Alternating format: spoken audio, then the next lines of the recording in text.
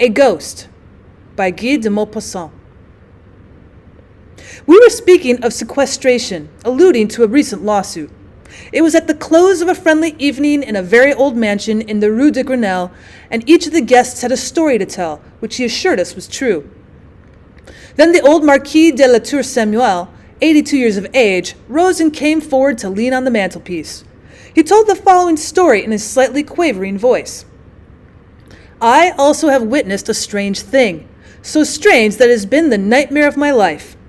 It happened 56 years ago, and yet there is not a month when I do not see it again in my dreams. From that day I have borne a mark, a stamp of fear. Do you understand? Yes, for 10 minutes I was a prey to terror, in such a way that ever since a constant dread has remained in my soul.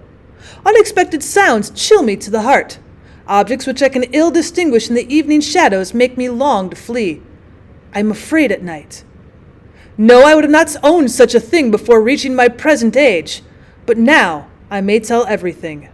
One may fear imaginary dangers at 82 years old, but before actual danger, I have never turned back, mesdames. That affair so upset my mind, filled me with such a deep, mysterious unrest that I never could tell it. I kept in that inmost part, that corner which we conceal, our sad, our shameful secrets, and all the weaknesses of our life which cannot be confessed. I will tell you that strange happening just as it took place, with no attempt to explain it. Unless I went mad for one short hour, it must be explainable, though. Yet I was not mad, and I will prove it to you. Imagine what you will. Here are the simple facts. It was in 1827 in July. I was quartered with my regiment in Rouen.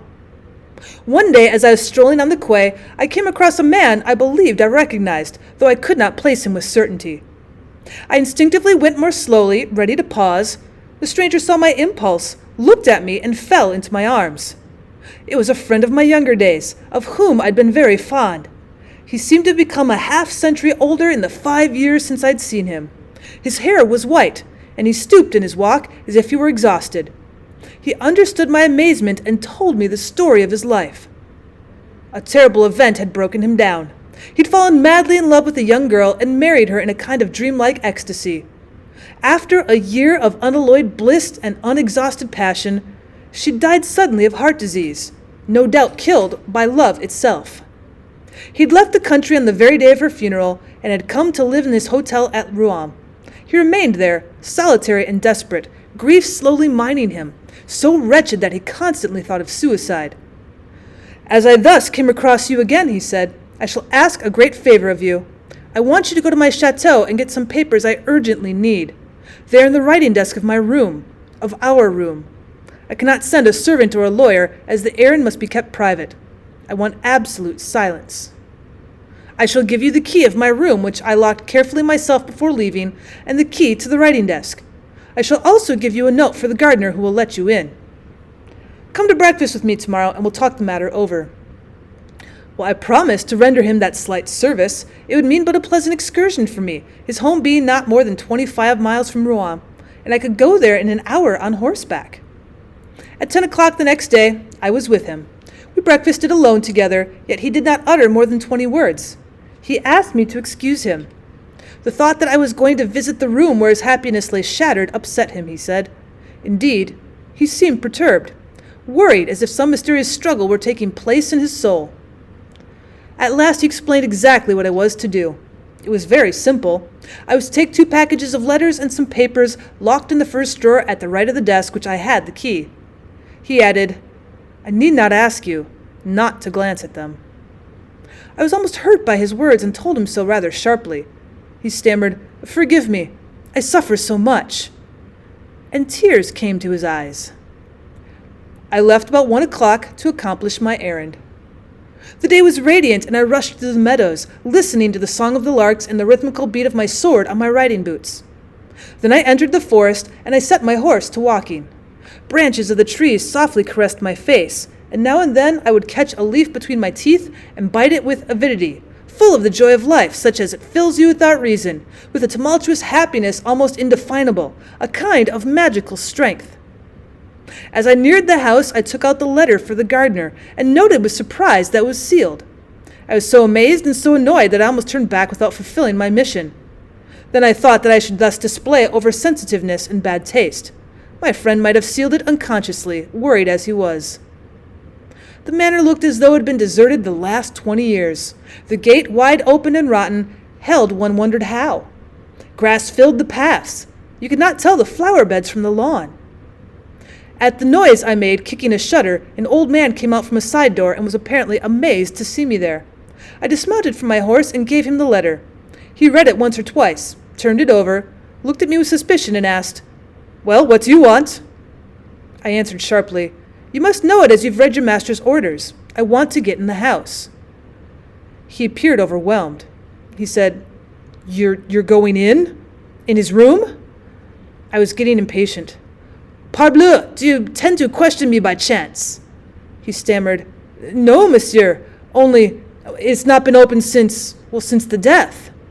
"If you will wait 5 minutes, I will go in to see whether—" I interrupted angrily.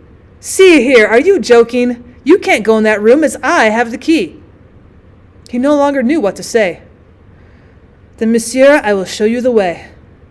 "Show me the stairs and leave me alone. I can find it without your help." "But still, monsieur—" Then I lost my temper. "Now be quiet, else you'll be sorry." I roughly pushed him aside and went into the house. I first went through the kitchen, then crossed 2 small rooms occupied by the man and his wife. From there I stepped into a large hall. I went up the stairs, and I recognized the door my friend had described to me. I opened it with ease and went in. The room was so dark that at first I could not distinguish anything. I paused, arrested by that moldy and stale odor peculiar to a deserted and condemned room, of dead rooms. Then gradually my eyes grew accustomed to the gloom, and I saw rather clearly a great room in disorder, a bed without sheets having still its mattresses and pillows, one of which bore the deep print of an elbow or a head, as if someone had just been resting on it. The chairs seemed all in confusion. I noticed that a door, probably that of a closet, had remained ajar. I first went to the window and opened it to get some light, but the hinges of the outside shutters were so rusted that I could not loosen them. I even tried to break them with my sword, but did not succeed. As those fruitless attempts irritated me, and as my eyes were by now adjusted to the dim light, I gave up hope of getting more light and went toward the writing desk. I sat down in an armchair, folded back the top, and opened the drawer. It was full to the edge.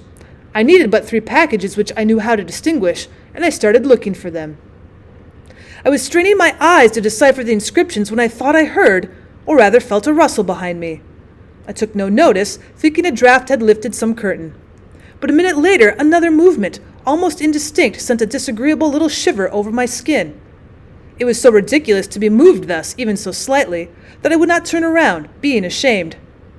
I had just discovered the 2nd package I needed, and was on the point of reaching for the 3rd, when a great and sorrowful sigh, close to my shoulder, made me give a mad leap 2 yards away.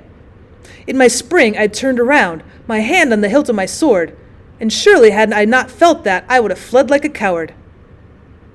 A tall woman dressed in white was facing me, standing behind the chair which I had sat a second before. Such a shudder ran through me that I almost fell back.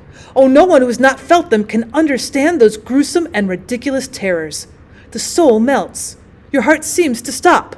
The whole body becomes limp as a sponge, and your innermost parts seem collapsing. I do not believe in ghosts, and yet I broke down before the hideous fear of the dead, and I suffered. Oh, I suffered more in a few minutes in the irresistible anguish of supernatural dread than I've suffered in all the rest of my life. If she had not spoken, I might have died. But she did speak. She spoke in a soft and plaintive voice which set my nerves vibrating. I could not say that I regained my self-control. No, I was past knowing what I did. But the kind of pride I have in me, as well as a military pride, helped me to maintain, almost in spite of myself, an honorable countenance.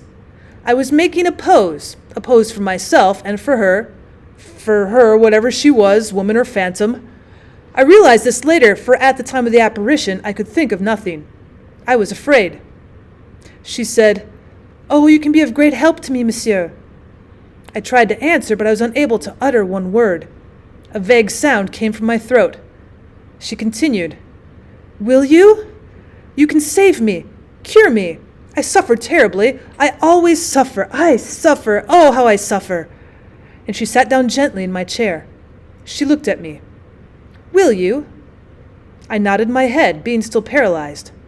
Then she handed me a woman's comb of tortoiseshell and murmured, Comb my hair. Oh, comb my hair. That will cure me. Look at my head. How I suffer. And my hair, how it hurts. Her loose hair, very long, very black, it seemed to me hung over the back of the chair, touching the floor. Why did I do it? Why did I, shivering, accept that comb?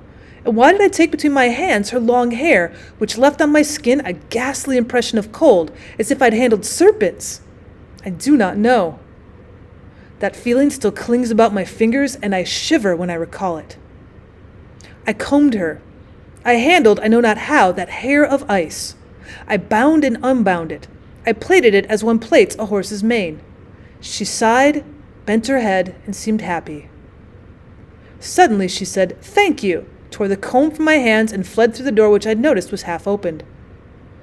Left alone, I had for a few seconds the hazy feeling one feels in waking up from a nightmare. Then I recovered myself. I ran to the window and broke the shutters by my furious assault. A stream of light poured in. I rushed to the door through which that being had gone, and I found it locked and immovable. Then a fever of flight seized me, on a panic, the true panic of battle. I quickly grasped the 3 packages of letters from the open desk. I crossed the room running. I took the steps of the stairway 4 at a time. I found myself outside, I don't know how, and seeing my horse close by, I mounted in one leap and left at full gallop. I didn't stop till I reached Rouen and drew up in front of my house. Having thrown the reins to my orderly, I flew to my room and locked myself in to think.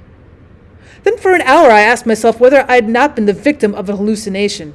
Certainly I must have had one of those nervous shocks, one of those brain disorders such as give rise to miracles, to which the supernatural owes its strength. And I'd almost concluded that it was a vision, an illusion of my senses when I came near to the window.